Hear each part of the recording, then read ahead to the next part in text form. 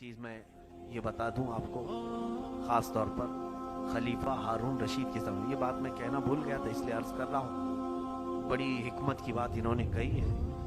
خلیفہ ہارون رشید کا نام سنا ہوگا آپ نے، عباسی خلفاء میں بہت بڑے ان کی شاہانہ سطوت رہی اور بڑے نامچین خلیفاؤں میں سے۔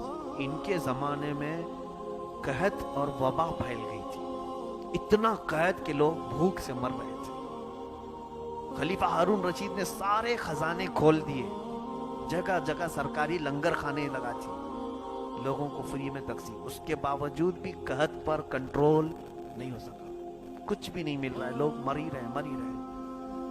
خلیفہ وقت پریشان تھے، خلیفہ ہارون رشید ایک رات آ کر کے بڑے فکروں کے ساتھ رونے لگے۔ ایسے ٹینشن کے وقت کریں کیا جب کوئی چیز ہمارے ہاتھ میں آئی نہیں رہی، کنٹرول نہیں ہو پا رہی۔ یہ میری بات آج کے حکام کو سن لینا چاہیے، جو کنٹرول کرنا چاہ رہے ہیں نا، یہ ہو چکا تھا۔ تو خلیفہ ہارون رشید کے استاد تھے شیخ یحییٰ، وہ ان کے وزیر بھی ہیں، ان کو بلایا۔ ہارون رشید نے کہا کہ حضور کوئی داستان سنا دو، دل بڑا بے چین ہے، پریشان، کچھ نصیحت کر دو، کوئی داستان سنا دو۔ کہا آپ داستان سننا چاہتے ہیں، کہانی سننا چاہتے ہیں اس وقت؟ کہا کچھ تو سنائیے آپ۔ شیخ یحییٰ نے کہا سنیے، مجھے پرانے زمانے کی ایک حکایت یاد ہے، میں آپ کو سنا دیتا ہوں۔ کہا بتائیے۔ کہا ایک جنگل میں ایک بندریہ رہتی تھی، توجہ، ایک جنگل میں بندریہ تھی، اس کا ایک چھوٹا سا بچہ تھا۔ اس بندریہ کو جنگل کے باہر جانا تھا، لیکن وہ اپنے بچے کو لے کر جا نہیں سکتی تھی، تو اس نے کیا کیا، شیر کے پاس گئی۔ شیر جنگل کا راجا ہوتا ہے، بادشاہ ہوتا ہے۔ جا کر کے اس نے اپنے بچے کو اس کے حوالے کیا اور کہا کہ بادشاہ سلامت میرے بچے کی آپ حفاظت کریں جب تک میں اپنے کام سے واپس نہ آ جاؤں، مجھے جنگل سے بہت دور جانا ہے۔ شیر نے کہا ٹھیک ہے، میری ذمہ داری ہے پورے جنگل کو دیکھنا، میں لے لوں گا، حفاظت میں لے لیا۔ اس شیر نے بندریے کے بچے کو اپنی پیٹھ پر سوار کیا اور لے کر کے گھومتا رہا۔ ہو سکتا ہے امانت دار شیر رہا ہو، ورنہ کھا جاتا۔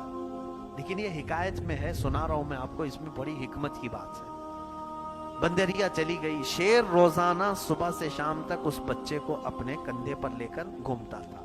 کہاں اٹھائے گا، پیٹھ پر اٹھا کر چلتا۔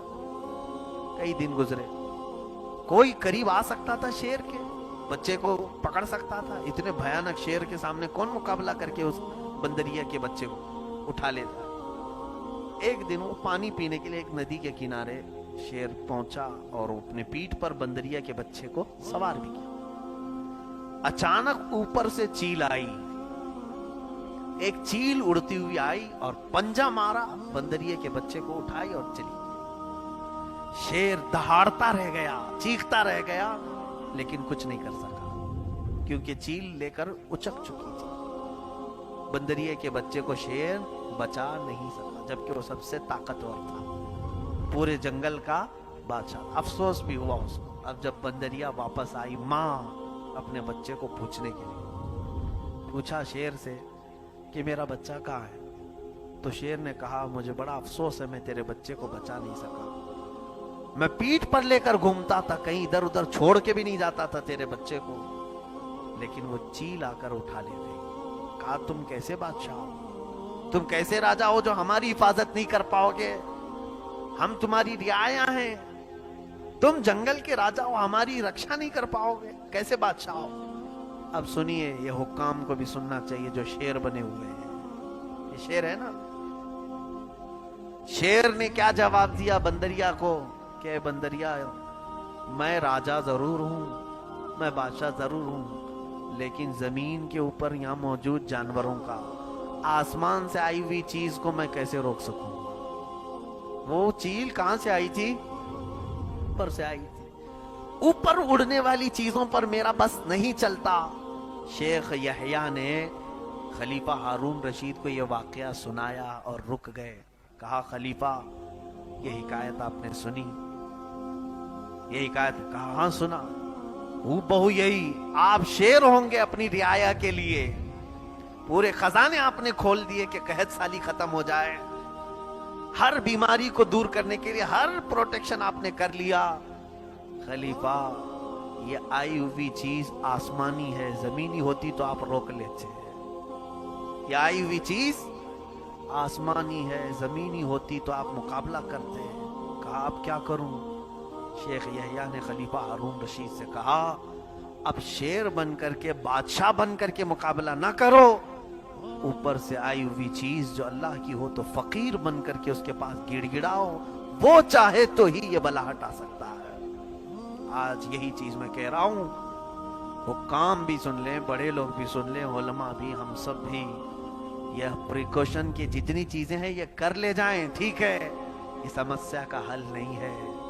समस्या का हल ये है कि वो आई हुई चीज अल्लाह की तरफ से है, उसी को मना लें, उसी को मना लें, उसके पास गिड़गिड़ाएं, उससे ये एक बार ये कहे मौला तुझसे जो मुंह छुपाएं तो करे किसके साथ, मौला तू बख्शिश ना करे तो फिर किसके पास जाए। अल्लाह रब्बुल इज्जत करीम है, हम सबको माफ फरमाए।